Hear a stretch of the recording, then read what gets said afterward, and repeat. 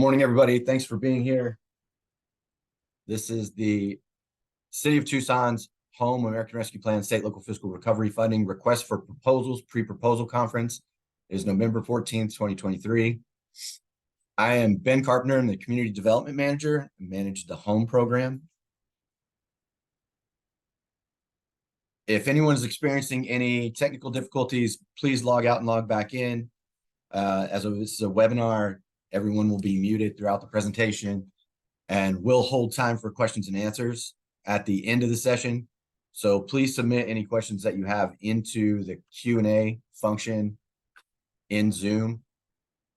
And by the end of this week, I'll have these slides and film from today's presentation up on our website.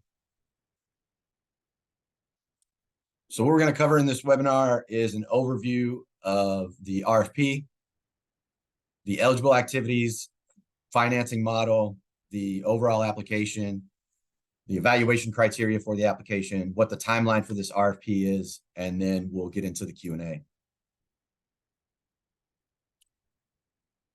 So the city receives an annual entitlement grant from the Department of Housing and Urban Development, and recent U.S. Treasury guidance has authorized the use of state and local fiscal recovery funding funds to be used for affordable housing. Any funding under this RFP will be administered under the requirements of the Home Investment Partnerships Program. This overall RFP will include $2.5 million. $1 million will be set aside for choice neighborhood activities as stated in a previous application for the Choice Neighborhood Grant. 4% LIHTC projects can apply for up to $1 million in gap financing, 9% LIHTC projects up to $500,000, and non-LIHTC and rehabilitation projects can apply for up to $1 million as well. And as an aside, the city reserves the right to adjust any funding levels based on project underwriting and need at the time of written agreement. And full home program guidance can be found at the links here in the slides that will be posted to our website.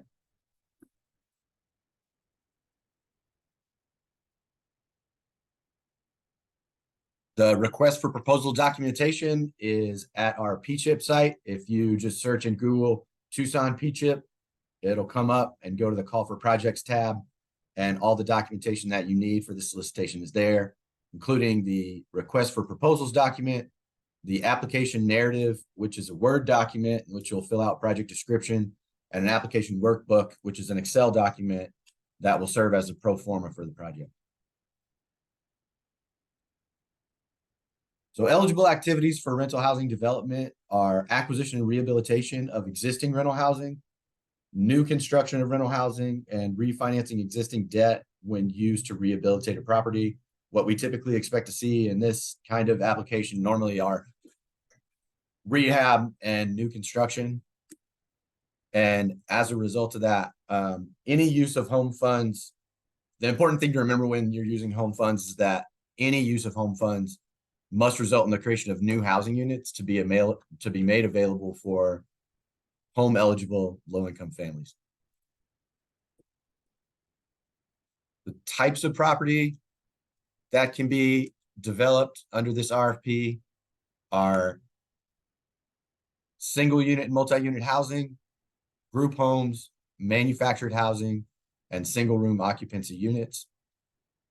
Regardless of the type of project, all projects must begin work within 12 months of award and must be completed within 4 years. And the home state local fiscal recovery funding assisted units must be occupied within 6 months of completion.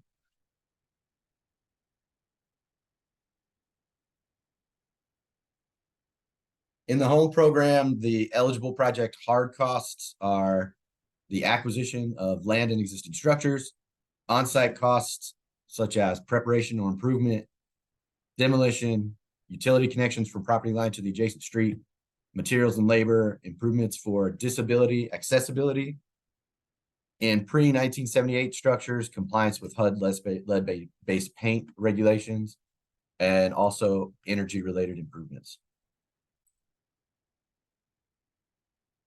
Eligible soft costs include architectural, engineering, and related professional services for plans, drawings, specs, and work write-ups. Financing fees, including private lender origination fees, credit reports, title binders, and insurance, recordation fees and appraisals, transaction taxes, surety fees, legal and accounting fees, fees for environmental review, and builder and developer fees, as long as they're within the consortium caps. Building permit and impact fees, affirmative marketing costs, and also homebuyer counseling. For the units that would result of any project development, those home assisted units must be occupied by families determined to be low income. Eligibility is determined at initial occupancy and also annually. And all assisted households must be at or below 65% of AMI. 90% of all home rental households must be at or below 60% of AMI at least.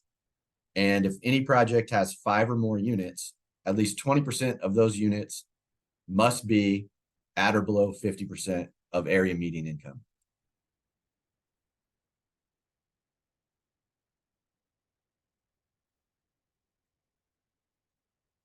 The financing model for this RFP under the home program will be provided at a fully amortized rate of 2% over a 30-year loan term.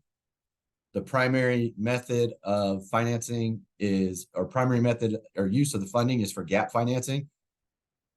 And the affordability period will be determined by the level of finance, but all new construction will automatically incur a 20-year period of affordability. And for any shorter periods of affordability, the investment is very small.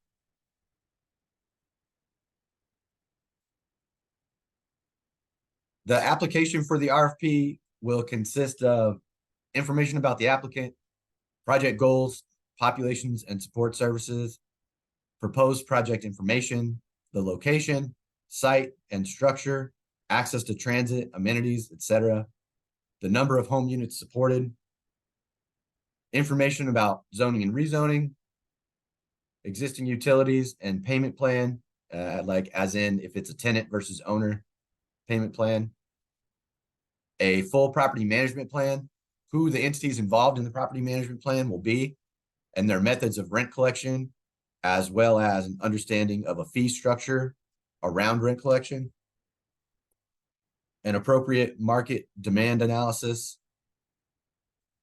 development cost estimates, property and lien information, and an acquisition plan. If there is an agreement to purchase that is not currently in place, or if the property is not currently owned, the agreement for purchase needs to be in it, as well as the budget and financing and information about the project team. There are also attachments that are required for the RFP, and we'll go through a list of those, and there's a list in the RFP. And this list from this presentation is not exhaustive. Please make sure that you're reviewing the RFP and the application documents very carefully so you can fully satisfy all the requirements. And I will be available for technical assistance on anything with the application through the duration of the process. And the last day to submit questions will be December 13th. All questions should be submitted to hcdgrants@tucsonaz.gov. And all questions will be responded to via the website on Monday mornings every week until the RFP is closed.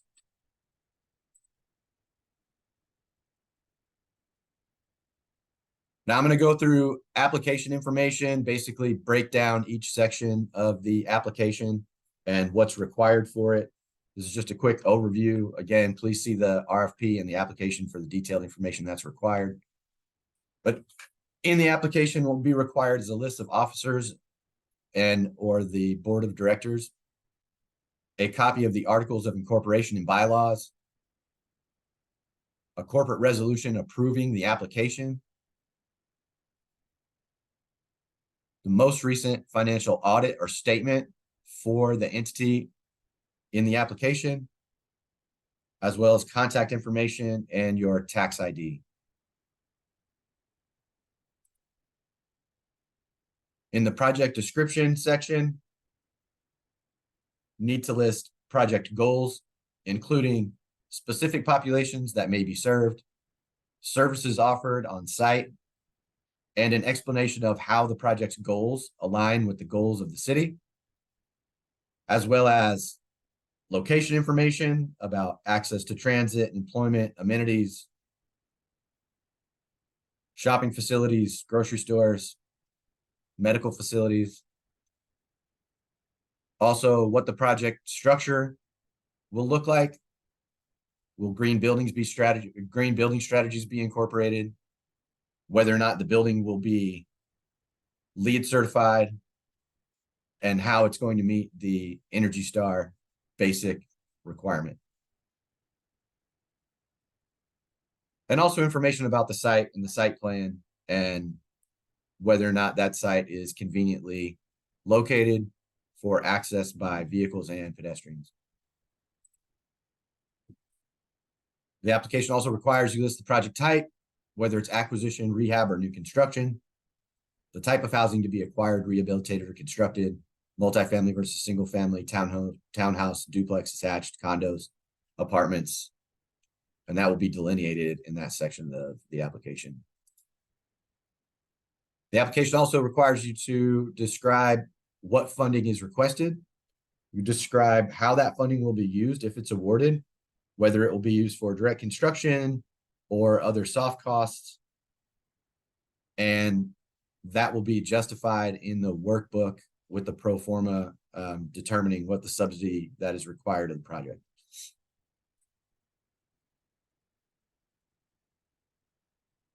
And the actual amount of funding that will be provided as an investment by the city will be determined by final project underwriting prior to entering into written agreement.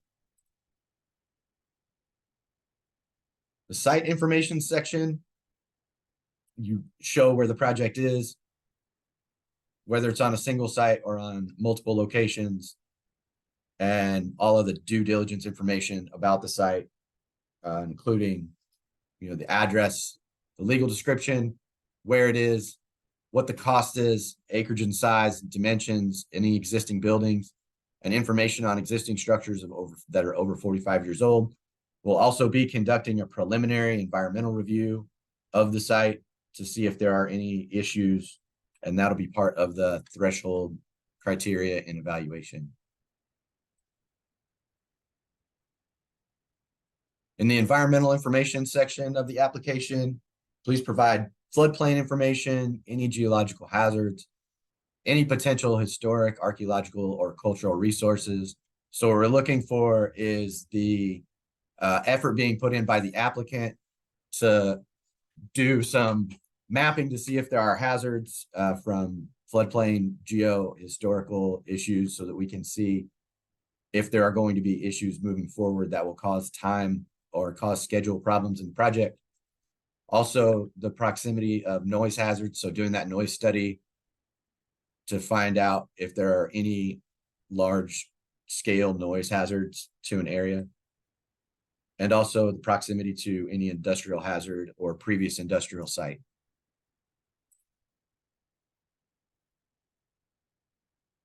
The readiness to proceed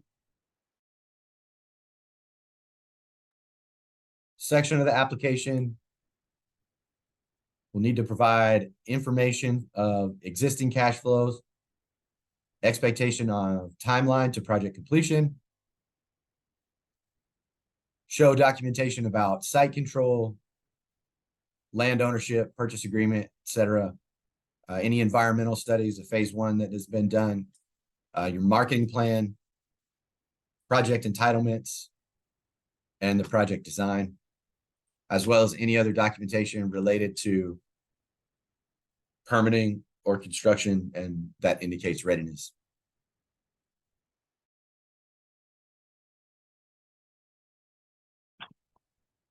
A question.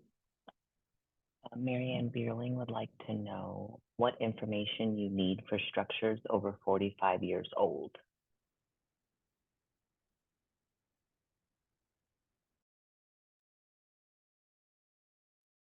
Yeah, I can try to go into that at the end of the presentation.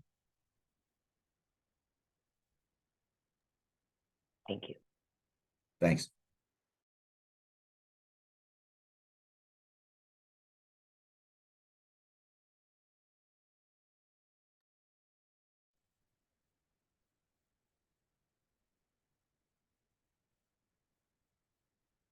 All right, and the next part of the application is zoning approval and permitting.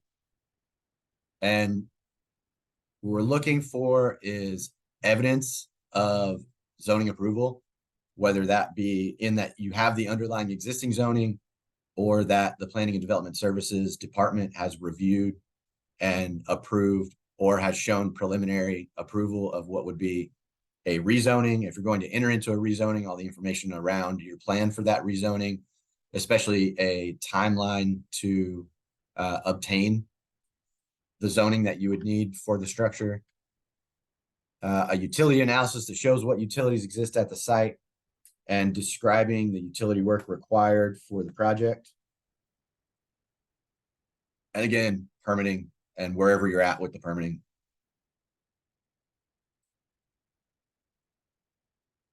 Plans, as far as you have plans that are completed, hopefully at least elevation, line drawings, and any available renderings. But then what your plan is to get to full plan set. As a note, new construction must meet Energy Star guidelines. And for rehabilitation, please attach cost estimates from a qualified licensed contractor. If somebody's doing a capital needs assessment, it'd be great to be able to see that. And then provide a unit description, including floor plans, measurements, materials, amenities, level of finish, as much as possible, and an estimated per cost unit.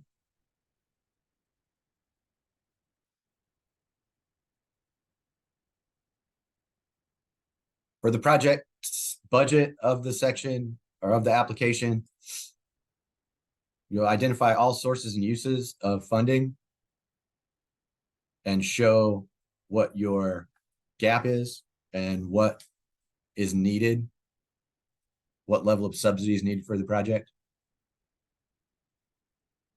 And that's all in the workbook. It is a question in the narrative application, but really this will be satisfied by the sources and uses section and the budget section of the Excel workbook. Depending on the project, you'll enter into a market demand analysis or study. For an abbreviated market demand analysis, that's for smaller projects, 5 or fewer units, or if you have a project that is entirely reserved for a special population of clients or of a social service provider, or the project has a list of future tenants that have been identified.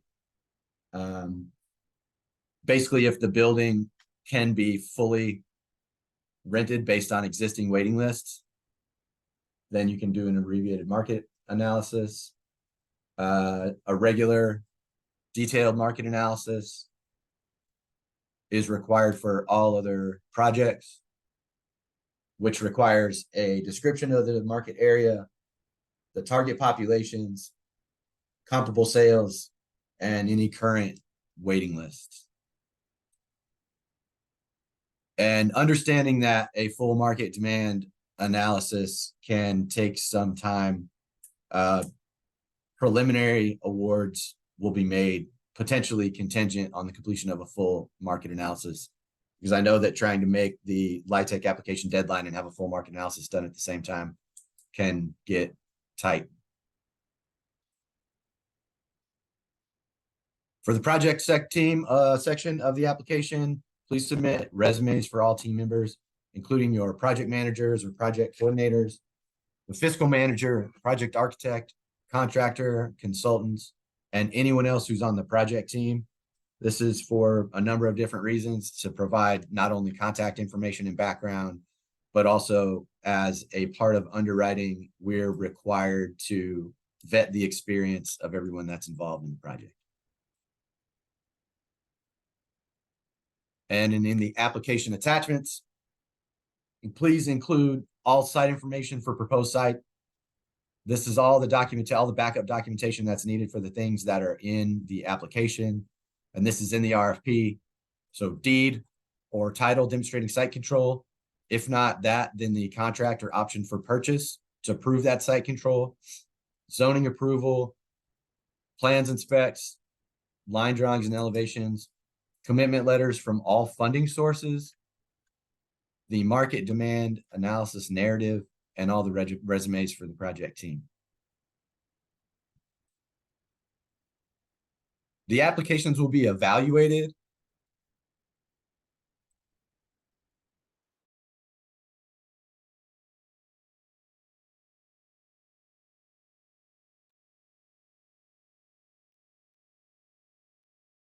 and they will be evaluated based on the evaluation criteria published in the RFP. It starts on page 26. It has threshold and evaluation criteria. They're used to score the projects. The evaluation criteria will relate directly to the application contents. So be sure to answer each question fully and provide all required attachments. Projects that are aligned with the goals of the housing affordability strategy for Tucson and Plan Tucson may be prioritized for funding.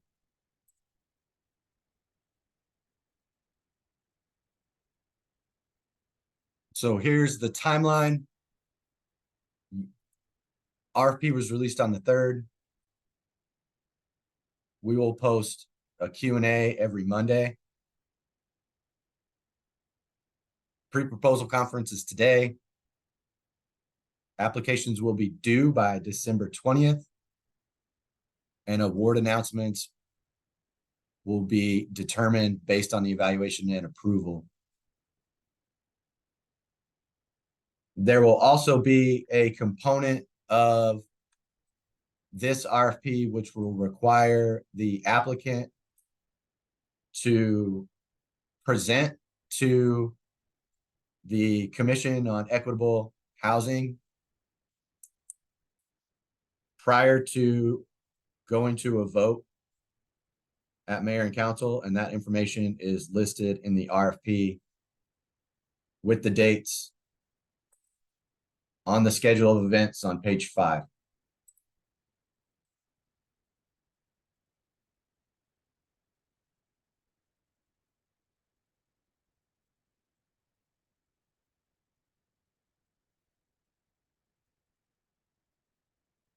Please submit all of your additional questions to hcdgrants@tucsonaz.gov. And questions and responses will be posted online each Monday until the week of the application deadline. And the final day to submit questions will be December the 13th. At this point, I'll try to answer questions to the best of my ability.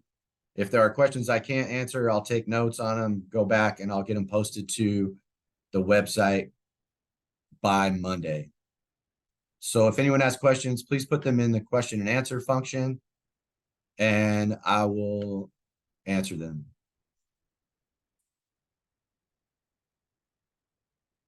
And so to Leah's question, if we have a zoning approval from prior years of submission, do we need an updated one for this submission? I would say no, as long as there has been nothing that's changed in the zoning of the area, unless there is, and if there has been a change, then I would say redo that.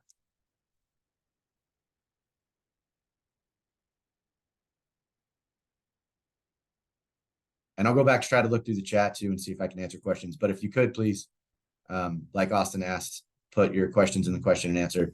I think there was a question about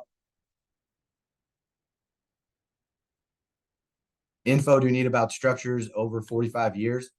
Really just, is it a historic structure? Is it a contributing structure? Or would it be eligible to be a contributing historic structure? Hopefully that answers your question, Marianne.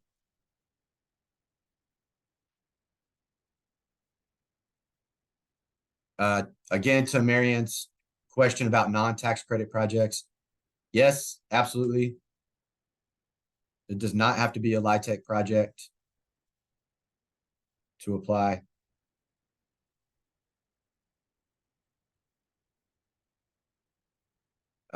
To Is there a benefit to submitting before the deadline? No.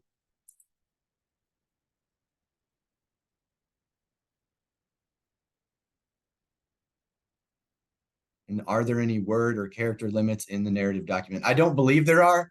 If there are limits or you needed more space, you could just create an attachment or another document.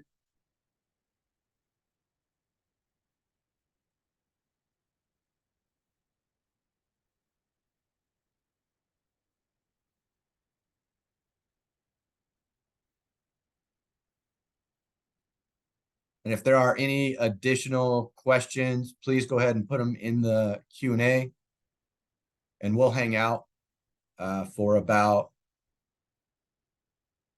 5 minutes or so to see if there are any additional questions.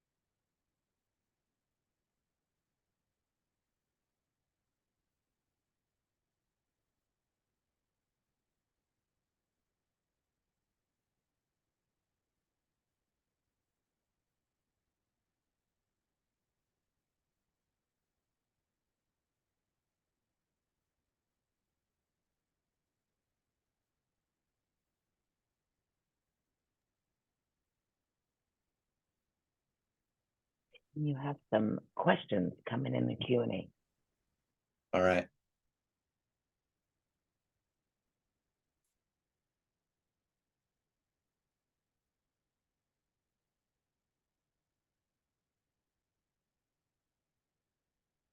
To the question, it sounds like we need to have a site already in mind in order to apply.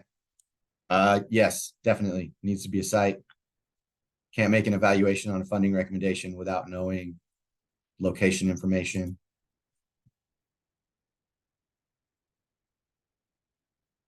To the question, when will the NOFO for other p-chip projects be open? I can't answer that, sorry. That's a human services section RFP or NOFO that would be put out, and this is a community development, specifically home. I can direct your question to the human services manager, Selena. And if you email me, I could forward your email, but I will give your name to the human services manager.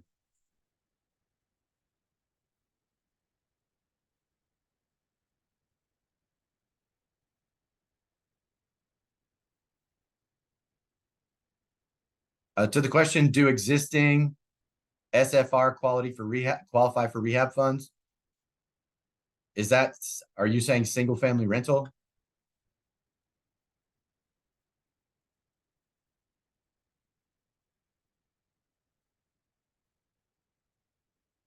And then the second question, same attendee, single family homes.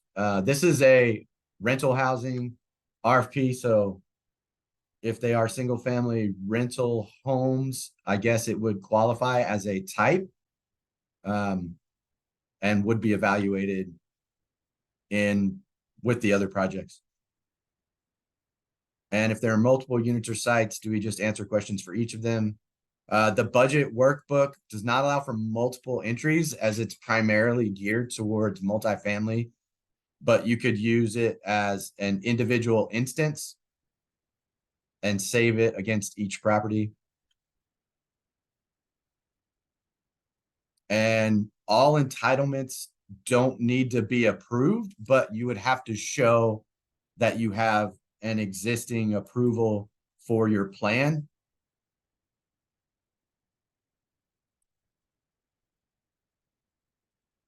And your plan to get to those entitlements.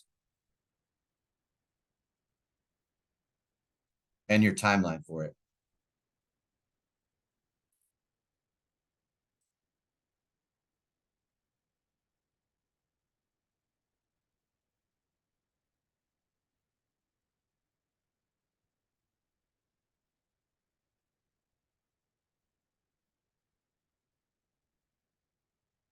And if anyone else has any other questions, please put them in the Q&A and we'll hang out for just a few more minutes.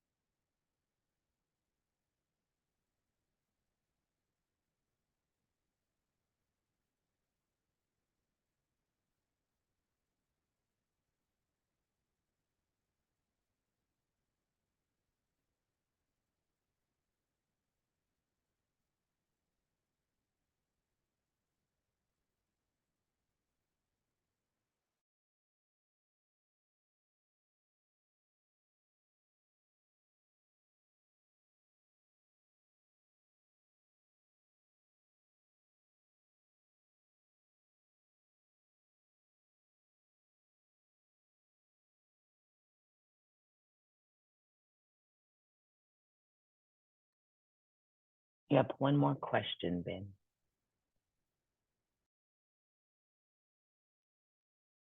Yeah, there are I think the only significant change from the RFP that went out last year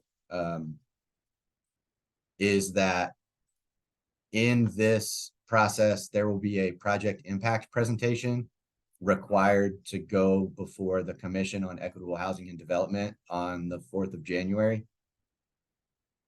Otherwise, the majority of the information required is the same. And there is a small change in that the workbook in the application is a different workbook than we used last year. Otherwise, the requirements are the same. The funding restrictions or funding requirements are the same. And the funding source will be administered under the home program rules, the same as it was last year.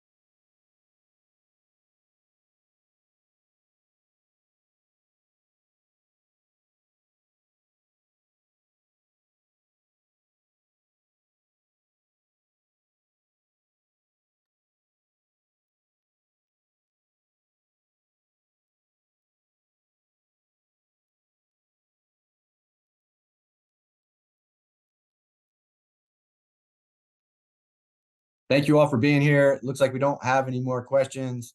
I appreciate you being our community partners in development of affordable housing in the community. So thank you for your efforts. Thanks for being here again. Please let me know if there are any questions. Submit those questions to HCD Grants or reach out to me. And again, those RFP materials and documents are up at the Tucson p-chip website. Thanks. Hope you all have a great rest of your week.